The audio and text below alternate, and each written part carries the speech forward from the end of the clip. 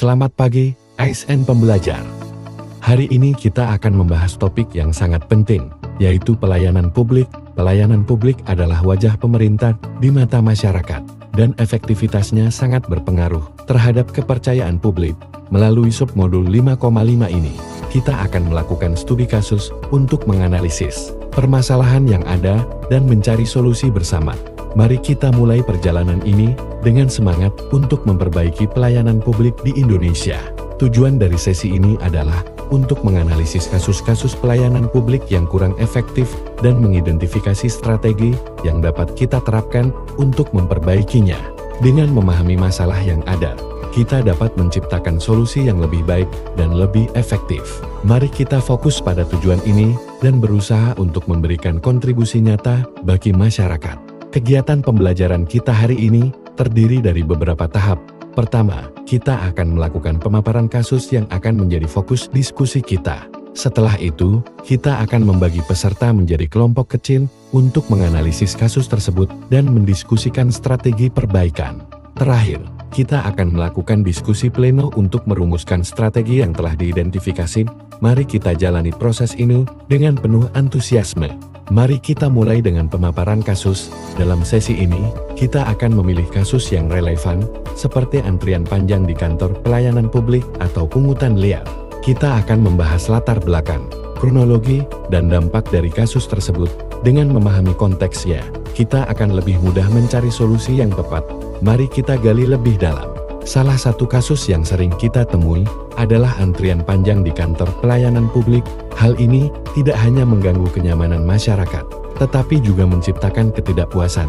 Kita perlu memahami penyebab dari antrian ini, apakah karena kurangnya petugas, sistem yang tidak efisien, atau kurangnya informasi. Mari kita diskusikan lebih lanjut. Pungutan liar adalah masalah serius yang sering terjadi dalam pelayanan publik.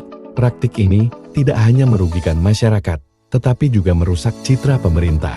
Kita perlu mengidentifikasi faktor-faktor yang menyebabkan pungutan liar ini terjadi dan mencari solusi untuk mencegahnya. Diskusi ini sangat penting untuk membangun kepercayaan masyarakat terhadap pelayanan publik. Kurangnya informasi dan edukasi tentang pelayanan publik juga menjadi masalah yang signifikan. Banyak masyarakat yang tidak tahu hak-hak mereka atau prosedur yang harus diikuti. Hal ini menyebabkan kebingungan dan frustrasi. Kita perlu mencari cara untuk meningkatkan penyebaran informasi agar masyarakat lebih teredukasi dan dapat memanfaatkan pelayanan publik dengan baik. Lambatnya proses pelayanan publik juga menjadi perhatian kita. Ketika masyarakat harus menunggu terlalu lama untuk mendapatkan layanan, mereka merasa diabaikan. Ini merupakan tantangan yang harus kita hadapin. Mari kita diskusikan faktor-faktor yang menyebabkan keterlambatan ini dan bagaimana kita dapat mempercepat proses pelayanan agar lebih responsif terhadap kebutuhan masyarakat. Sikap petugas pelayanan publik yang kurang ramah juga mempengaruhi kualitas pelayanan. Ketidakkramahan ini dapat membuat masyarakat merasa tidak dihargai. Kita perlu mengedukasi petugas tentang pentingnya pelayanan yang baik dan sikap yang ramah. Mari kita diskusikan bagaimana cara meningkatkan sikap petugas agar pelayanan lebih menyenangkan bagi masyarakat. Sekarang saatnya kita membagi peserta menjadi beberapa kelompok kecil. Setiap kelompok akan menganalisis kasus yang telah kita bahas dan mendiskusikan strategi perbaikan yang mungkin. Ini adalah kesempatan bagi kita untuk berbagi ide dan perspektif. Saya harap setiap kelompok dapat menghasilkan pemikiran yang kreatif dan inovatif untuk meningkatkan pelayanan publik. Setiap kelompok sekarang akan mempresentasikan hasil analisis dan diskusi mereka. Ini adalah momen yang sangat penting untuk berbagi pengetahuan dan strategi yang telah ditemukan. Mari kita dengarkan dengan seksama dan memberikan umpan balik yang konstruktif. Diskusi ini akan membantu kita merumuskan langkah-langkah konkret untuk perbaikan pelayanan publik. Setelah mendengarkan presentasi dari masing-masing kelompok, kini saatnya kita melakukan diskusi pleno. Mari kita bahas hasil-hasil presentasi tersebut dan merumuskan strategi perbaikan yang dapat kita terapkan. Diskusi ini adalah kesempatan bagi kita untuk menyatukan pemikiran dan menciptakan rencana aksi yang efektif untuk meningkatkan kualitas pelayanan publik. Dalam diskusi pleno ini, kita telah mengidentifikasi beberapa strategi perbaikan yang dapat diterapkan, misalnya meningkatkan pelatihan petugas pelayanan, memperbaiki sistem antrian, atau meningkatkan transparansi informasi. Strategi-strategi ini harus diimplementasikan dengan baik, agar kita dapat merasakan perubahan positif dalam pelayanan publik. Mari kita fokus untuk merealisasikan strategi-strategi ini. Setelah strategi perbaikan diidentifikasi, langkah selanjutnya adalah implementasi. Ini memerlukan kolaborasi yang baik antara berbagai instansi pemerintah.